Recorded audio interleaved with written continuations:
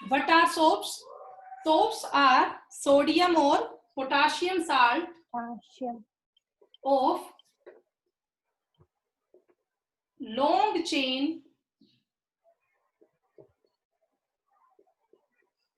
Carboxylic acids. बेटा soap क्या होती है? सोडियम और potassium salt of long chain carboxylic acid, इसको हम बोलते हैं सोप। ओके, अब आप ये समझो इसका मतलब क्या है लॉन्ग चेन कार्बोक्सिलिक एसिड का। इसको बेटा हम फैटी एसिड्स भी बोलते हैं। इसी को हम क्या बोलते हैं? Fatty acids. मतलब ये कह सकते हो जब किसी कार्बोक्सिलिक एसिड में कार्बन आपके 7, 8, 9, 10 से ज्यादा हो जाए तो उन्हें हम बोलते हैं फैटी एसिड्स। ठीक है, तो आपको बेटा सोप की केमिकल डेफिनेशन याद करनी है। What are soaps? Soap are sodium और potassium salt of long chain carboxylic acid और we can say that fatty acids. ठीक है, अब बेटा जो सोप्स है वो दो तरह की होती है। एक होता है हार्ड सोप, एक होती है आपकी हार्ड सोप, और एक होता है सॉफ्ट सोप। ठीक है, hard soap and soft soap. तो जो बेटा आपकी हार्ड सोप है ये होता है sodium salt of fatty acid, sodium salt of fatty acid. और जो आपकी सॉफ्ट सोप होती है these are the potassium salt of fatty acids, these are the potassium salt of fatty acids. ठीक है बेटा, तो इतना आपको समझ में आ गया होगा। जो सोप्स होती है दीज आर द सोडियम और potassium salt of long chain carboxylic acid. इसमें जो आपकी हार्ड सोप होती है, हार्ड सोप क्या होती है? Sodium salt of fatty acids. और जो आपकी सॉफ्ट सोप होती है उसको हम क्या बोलते हैं? Potassium salt of fatty acids. अब ये आपको समझ में आ गया होगा हार्ड सोप और सॉफ्ट सोप का मतलब क्या होता है। ठीक है, बताएंगे बेटा इनका मतलब? हार्ड सोप और सॉफ्ट सोप का मतलब क्या होता है? जो हार्ड सोप आपकी होती है बेटा उसे आप जनरली ये कह सकते हो जिसको हम वॉशिंग पर्पस में यूज करते हैं वो आपकी हार्ड सोप होती है। ठीक है, वे क्लीनिंग ऑफ क्लोथ्स में यूज किया वो आपकी हार्ड सोप होगी। और जो आपकी बाथिंग पर्पस में यूज होगी वो आपकी कैसी सोप होगी? सॉफ्ट सोप होगी। आपका बेटा रिन वगैरह है कि तो आपकी हार्ड सोप में आती है। ठीक है, लेकिन आपके पास मान लो ये है बेटा पियर्स वगैरह है, ये सब किस में आती है? सॉफ्ट सोप में आती है। तो यहाँ बस इतना याद कर लेना हार्ड सोप क्या होता है एंड सॉफ्ट सोप क्या होता है। अब इसके बाद बेटा आगे देखिए, मैं ये रब कर देती हूँ। अब हमारा टॉपिक है प्रिपरेशन ऑफ सोप, कि हम सोप को प्रिपेयर कैसे करते हैं।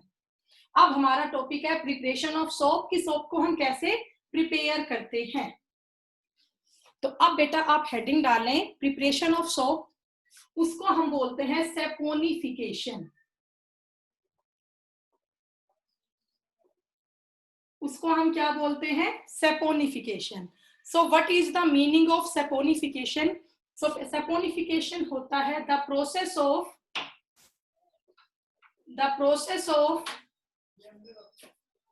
Formation of soap, the process of formation of soap. जो साबुन को बनाने की प्रोसेस होती है that is called saponification. The process of formation of soap is known as a saponification. ठीक है बेटा, अब आप देखिए सेपोनिफिकेशन जो प्रोसेस है वो होती कैसे है। तो जब आपके फैटी एसिड्स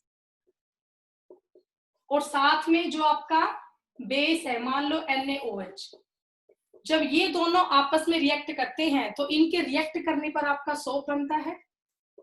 साथ में ग्लिसरॉल, बेटा साथ में क्या निकलता है? ग्लिसरॉल निकलता है। ठीक है बेटा, सेपोनिफिकेशन की प्रोसेस क्या है कि आपका फैटी एसिड और बेस कौन सा? NaOH, ये दोनों आपस में रिएक्ट करते हैं और उससे आपकी फॉर्मेशन होती है सोप की। प्लस में क्या निकलता है? ग्लिसरॉल। प्लस में क्या निकलता है? ग्लिसरॉल। अब बेटा पेपर में कई बार क्वेश्चन आता है यहाँ पर सोप और ग्लिसरॉल को हम किस टेक्निक से, किस मेथड से अलग कर सकते हैं। तो सोप को ग्लिसरॉल से अलग यहाँ पर किया जाएगा फ्रैक्शनल डिस्टिलेशन से। बेटा किससे अलग किया जाएगा? फ्रैक्शनल डिस्टिलेशन से। सोप को यहाँ पर आप ग्लिसरॉल से अलग कैसे करोगे? फ्रैक्शनल डिस्टिलेशन से करोगे। ठीक है, अब आप यहाँ पर कुछ एग्जाम्पल्स देखिए सोप के। पहला एग्जाम्पल है सोप का सोडियम स्टीरेट। सोडियम स्टीरेट, बेटा सोडियम स्टीरेट का फॉर्मूला होता है C17H35 COONA। ये आपको याद करने पड़ेंगे। सोडियम स्टीरेट का फॉर्मूला क्या होता है बेटा? C17H35 COONA। ये हुआ सोडियम स्टीरेट। इसके बाद सेकंड है आपका सोडियम पाल्मिटेट। सोडियम पाल्मिटेट, तो सोडियम पाल्मिटेट का फॉर्मूला होता है C15H31 COONA। सोडियम स्टीरेट तो होता है C17H35 COONA और सोडियम पाल्मिटेट होता है बेटा C15H31 COONA। ठीक है, तो ये आप दोनों कर लेंगे। ऐसे ही आप यहाँ खुद बना सकते हो पोटाशियम स्टीरेट। थर्ड एग्जाम्पल आपका क्या हो जाएगा? मैं इसी में यही चेंज कर देती हूँ। थर्ड एग्जाम्पल मैंने यहाँ पे कर लिया पोटाशियम स्टीरेट। तो बेटा पोटाशियम स्टीरेट का फॉर्मूला क्या होगा? जहां पर ये Na है ना, यहाँ बदले में K आ जाएगा। Na के बदले में क्या आ जाएगा? K। ऐसे यहाँ पर मैं ये भी कर सकती हूँ चेंज। अभी तो ये सोडियम पाल्मिटेट था, अब मैंने इसे कर दिया पोटाशियम पाल्मिटेट। ठीक है, तो बस कुछ भी नहीं करना, Na हट के क्या आ जाएगा? K। तो ये आपका हो गया पोटाशियम पाल्मिटेट। ठीक है, तो बेटा ये मैंने आपको बताए हैं एग्जाम्पल्स ऑफ सोप्स। ये आप कर लेंगे? बताइए बेटा। ओके, चलिए अब आगे करते हैं। इसके बाद अब मैं आपको सैपोनिफिकेशन के रिएक्शन समझाऊंगी, इसको ध्यान से देखना बेटा। अब जो करवा रही हूँ ना, इस रिएक्शन को सब ध्यान से देखना। मान लो मुझे यहाँ पे सोप प्रिपेयर करनी है सोडियम स्टीरेट। सोडियम स्टीरेट, तो फॉर्मूला क्या होता है सोडियम स्टीरेट का? C17H35 COONA। यहाँ बेटा ध्यान से देखो सब, मैंने ये लिया C17H35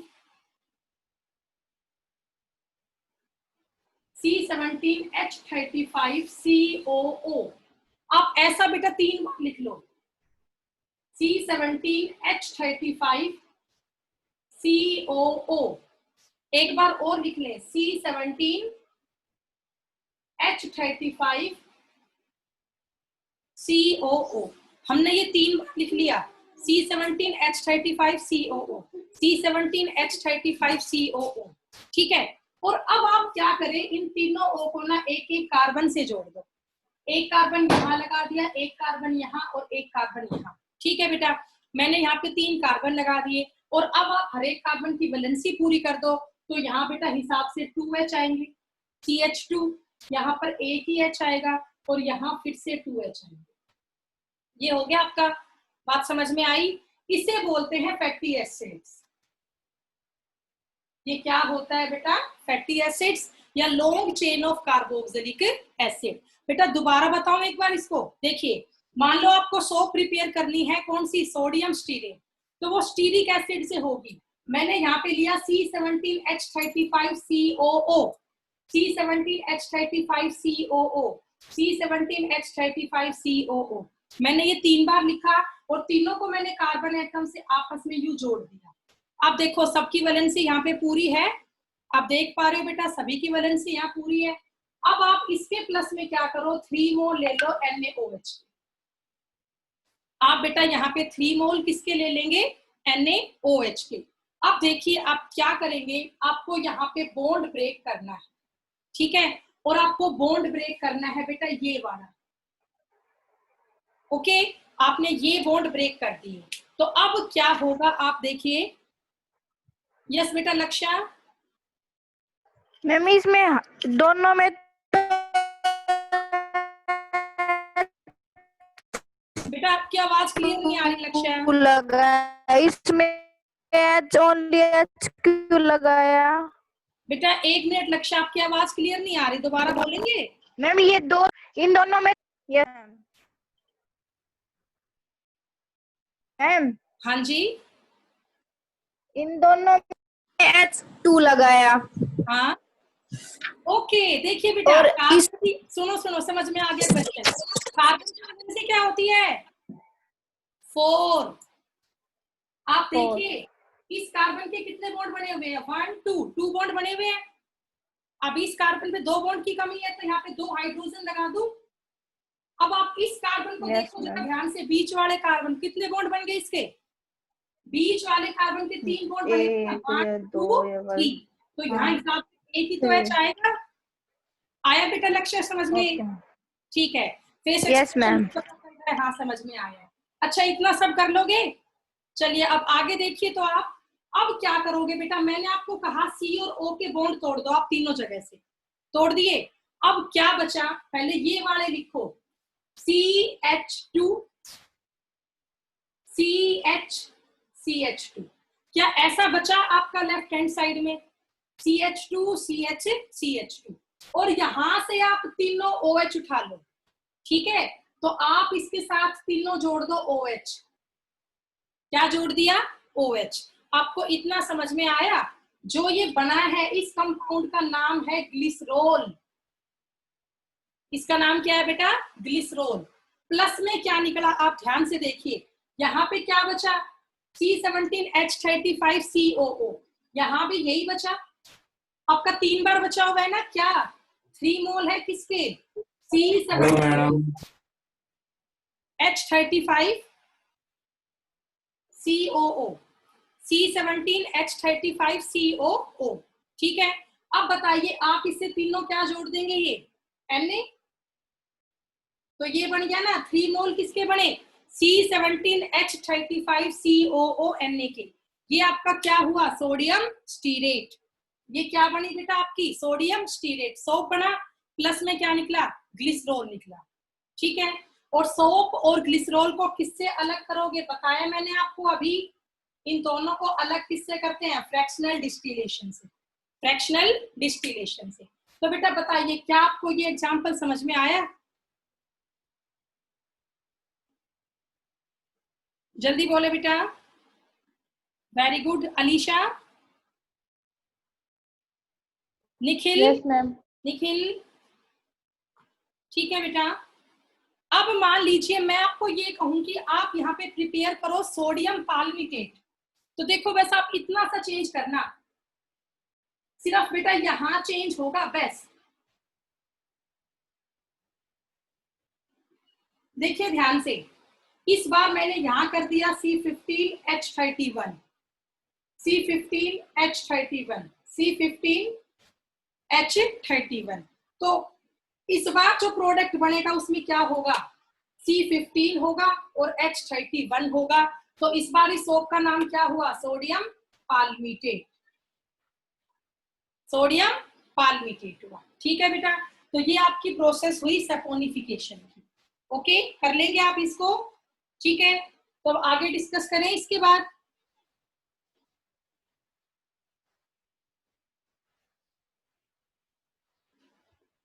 अब इसके बाद बेटा नेक्स्ट टॉपिक हमारा है क्लिंजिंग एक्शन ऑफ सोप। अब हमारा टॉपिक है क्लिंजिंग एक्शन ऑफ सोप। बेटा सोप कैसे अपना क्लींजिंग एक्शन शो करता है, ध्यान से देखिए सभी। मान लीजिए बेटा मेरे पास एक सोप है, सोडियम स्टीरेट। सोडियम स्टीरेट का फॉर्मूला क्या होता है? C17H35COONA। बेटा फॉर्मूला क्या होता है सोडियम स्टीरेट का? C17H35COONA। ये तो आपको पता है सबको। अब देखिए बेटा, यहाँ पे 17 कार्बन है और 35 हाइड्रोजन है, तो मैं इनको यहाँ पे ऐसे लिख लूं। बेटा हर एक पॉइंट शो कर रहा है कार्बन को। ये कार्बन नंबर 1 2 3 4 5 6 7 8 9 10 11 कार्बन हो गए। कितने करने हैं तुम्हें बताओ? 17, दो यही बढ़ा देती हूँ। 12 13 14 15 16 17। क्या आपको ये समझ में आया? बेटा मैंने आपको ये करवाया था, ये कौन से फॉर्मूला है? बॉन्ड लाइन स्ट्रक्चर है। ये जो आपका हर एक पॉइंट है वो किसको शो कर रहा है? कार्बन को। तो टोटल कार्बन यहाँ पे कितनी है? 17। तो यहाँ 17 होगी। 1 2 3 4 5 6 7 8 9 10 11 12 13 14 15 16 17। और बेटा हिसाब से यहाँ पर H भी है सबके पास। ओके, तो क्या आपको इतना समझ में आया? ये यहां तक है C17 H35। H तो आप लोग लगा लेंगे ना वैलेंसी के हिसाब से, हर एक कार्बन की वैलेंसी देख के। अब इसके आगे क्या है? COONA। तो बेटा इसके आगे मैंने ये जोड़ दिया COONA। अब जो ये COONA होता है, या O पे होता है नेगेटिव चार्ज और Na पे होता है पॉजिटिव चार्ज। तो ये एक सोप मॉलिक्यूल का स्ट्रक्चर होता है। इसमें बेटा ये जो आपका चार्ज वाला पार्ट है, ये होता है हेड पार्ट। ये क्या होता है? Head part. और हेड पार्ट जो है ना पोलर होता है। हेड पार्ट कैसा होता है? पोलर। पोलर का मतलब क्या है? आप खुद देखो, इस पर दोनों चार्ज है, नेगेटिव भी और पॉजिटिव भी। बेटा इस पे चार्ज दोनों है, नेगेटिव भी और पॉजिटिव भी। तो ये कंपाउंड कैसा है? पोलर है। पोलर का मीनिंग क्या है? जिसपे चार्ज हो नेगेटिव और पॉजिटिव। तो जो ये आपका इतना हिस्सा है COO नेगेटिव और Na पॉजिटिव, ये आपका हेड पार्ट है और ये पोलर है। और बाकी जो आपका ये पूरा हिस्सा बच गया C17 H35, ये हिस्सा आपका टेल पार्ट है। बेटा ये हिस्सा आपका कैसा है? टेल पार्ट है। टेल पार्ट सिर्फ किससे बना हुआ है? हाइड्रोकार्बन से। आपको पता है ना बेटा, ये पूरा हिस्सा सिर्फ किससे बना हुआ है? कार्बन और हाइड्रोजन से।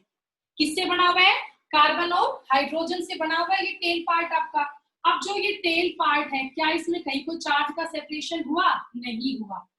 तो ये टेल पार्ट कैसा है? नॉन पोलर है। ये टेल पार्ट कैसा है बेटा? नॉन पोलर है। सब इसको ध्यान से देखें। C17 H35। तो जो बेटा ये पूरी चेन है, जो एक लॉन्ग चेन है हाइड्रोकार्बन की, ये लॉन्ग चेन सिर्फ किसकी बनी हुई है? कार्बन की और हाइड्रोजन की ना। तो जो ये आपकी लॉन्ग चेन है हाइड्रोकार्बन की, ये एक सोप मॉलिक्यूल का टेल पार्ट होता है। टेल पार्ट सिर्फ हाइड्रोकार्बन का बना होता है, इसमें कोई चार्ज नहीं होता, तो ये नॉन पोलर होता है। इसके साथ में ये बेटा COO नेगेटिव और Na पॉजिटिव, ये इसका हेड पार्ट होता है और हेड पार्ट पोलर होता है। तो आप लोग बेटा मुझे ये बताओ, क्या आपको ये सोप मॉलिक्यूल का स्ट्रक्चर समझ में आया? मैंने कैसे ये बनाया structure of soap molecule? Okay, very good. Yes ma'am. बेटा बाकी बच्चे बताएं। Very good. पुलकित है बेटा समझ में? तो अब Yes, आगे ma'am. देखो बेटा, आप लोगों ने सोल्युबिलिटी पढ़ रखी है ना। वाटर क्या है? पोलर सोलवेंट है। भाई वाटर तो H पॉजिटिव होता है और OH negative. Water polar solvent. और मैंने बता रखा है जो सोल्यूट पोलर होता है ना, वो पोलर सोलवेंट में ही घुलता है। तो जो आपका सोप मॉलिक्यूल का हेड पार्ट है, हेड पार्ट कैसा है? पोलर है।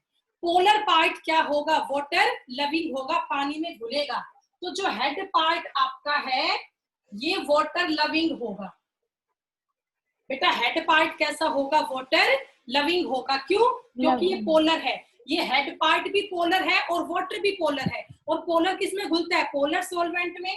तो जो हेड पार्ट है ये पोलर है, तो ये वाटर लविंग है। ठीक है, वाटर लविंग को बोलते हैं हाइड्रोफिलिक। वाटर लविंग को क्या बोलते हैं? हाइड्रोफिलिक। हाइड्रो मतलब वाटर और फिलिक मतलब लविंग। हाइड्रो का मतलब होगा वाटर और फिलिक का मतलब होगा लविंग। मतलब हाइड्रोफिलिक हेड है आपका, वाटर लविंग पार्ट है। ठीक है, तो बताओ आपको ये बात समझ में आई बेटा? ओके, अब आगे देखिए टेल पार्ट। टेल पार्ट जो आपका है वो नॉन पोलर है। भाई टेल पार्ट सिर्फ किससे बना है? कार्बन और हाइड्रोजन से। तो इसमें कहीं कोई चार्ज का सेपरेशन नहीं है, ये तो नॉन पोलर है। तो आप बताओ क्या नॉन पोलर पार्ट वाटर में सोल्यूबल होगा? नहीं होगा बेटा, नॉन पोलर पार्ट वाटर में सोल्यूबल नहीं होगा। तो जो ये टेल पार्ट होता है दैट इज हाइड्रोफोबिक। बेटा टेल पार्ट कैसा होता है? हाइड्रोफोबिक। हाइड्रो का मतलब वाटर और फोबिक का मतलब हीटिंग। तो जो सोप मॉलिक्यूल का हेड पार्ट होता है, जो सोप मॉलिक्यूल का हेड पार्ट होता है वो हाइड्रोफिलिक होता है। बेटा हाइड्रोफिलिक मतलब वाटर लविंग होता है, और जो सोप मॉलिक्यूल का टेल पार्ट होता है वो नॉन पोलर होता है। इट मीन्स वो वाटर हीटिंग होता है, हाइड्रोफोबिक होता है। तो बेटा अगर जो टेल पार्ट है ये वाटर हीटिंग है तो फिर ये क्या होगा? डाइट लविंग होगा। अगर ये वाटर हीटिंग है तो ये क्या होगा? डाइट लविंग होगा। ठीक है, तो बेटा आप मुझे ये बताओ, क्या आपको ये बात समझ में आई? Yes ma'am. ओके,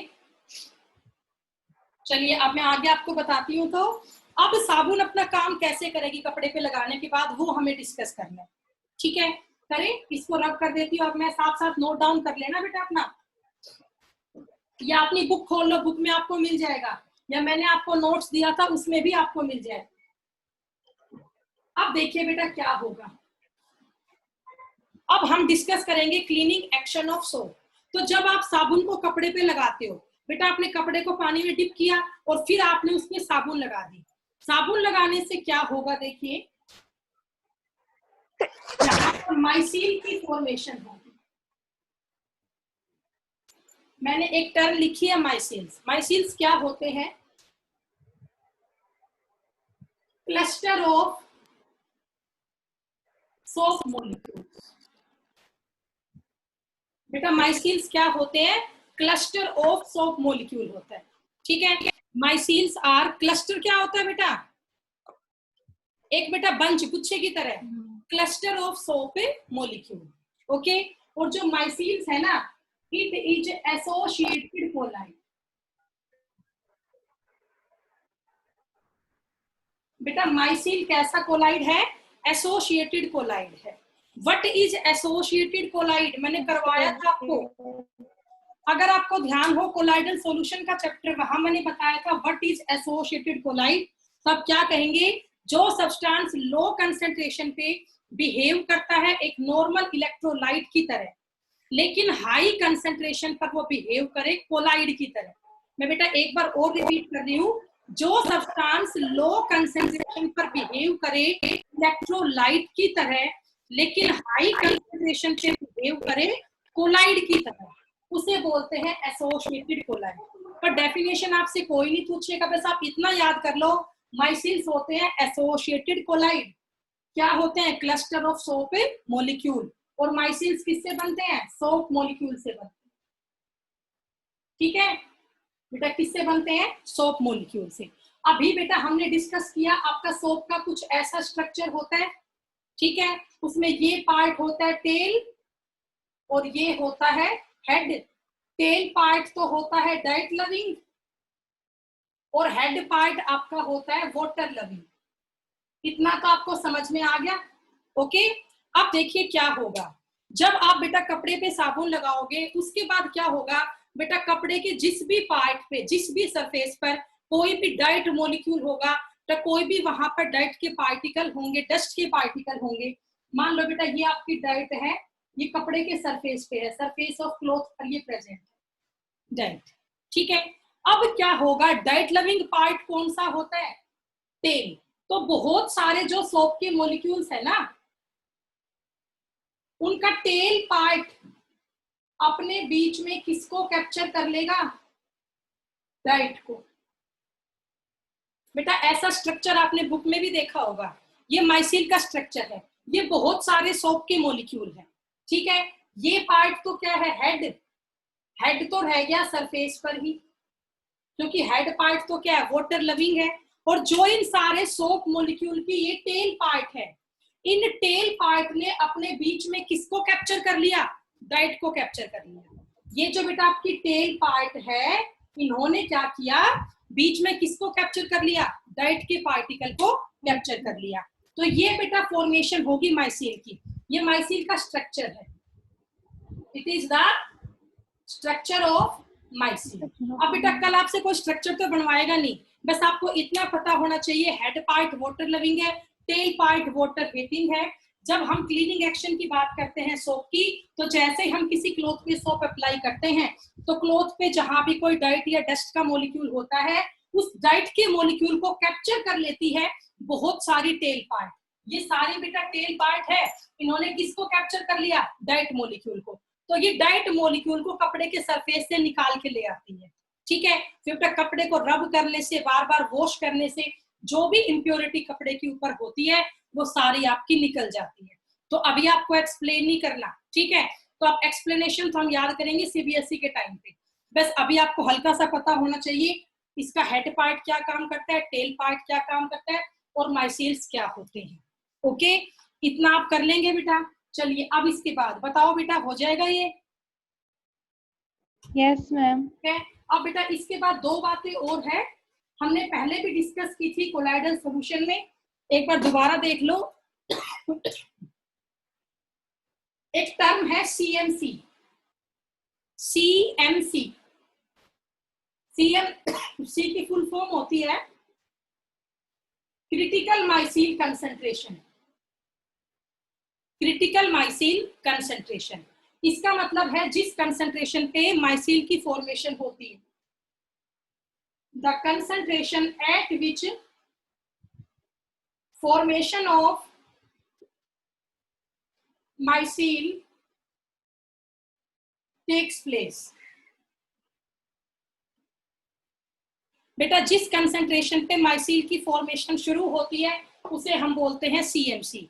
और सोप की सीएमसी होती है 10⁻⁻⁴ से लेके 10⁻⁻³ मोल पर लीटर।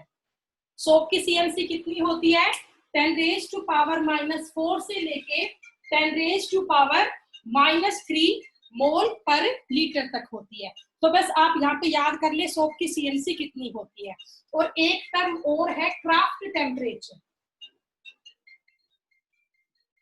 क्राफ्ट टेम्परेचर, ठीक है बेटा। क्राफ्ट टेम्परेचर को हम लिखते हैं TK से, हम लिखते हैं क्राफ्ट टेम्परेचर को TK से। So what is meaning of kraft temperature? The temperature at which formation of micelle takes place. The temperature at which formation of mycel takes place। बेटा जिस टेम्परेचर पे माइसील की फॉर्मेशन होगी उसे बोलते हैं क्राफ्ट टेम्परेचर, और जिस कंसंट्रेशन पे होगी उसको बोलते हैं क्रिटिकल माइसील कंसंट्रेशन। तो ये हमने सब कुछ डिस्कस किया सोप के बारे में। अभी एक पॉइंट और यहाँ पे रह गया कि जो सोप है वो हार्ड वाटर में काम नहीं करती। आपको पता भी होगा बेटा साबुन है वो खारे पानी में काम नहीं करती है, ठीक है। तो अभी बेटा एक क्लास में और लूंगी, ओके। उस क्लास में मैं आपको करवाऊंगी यहाँ पे सोप की लिमिट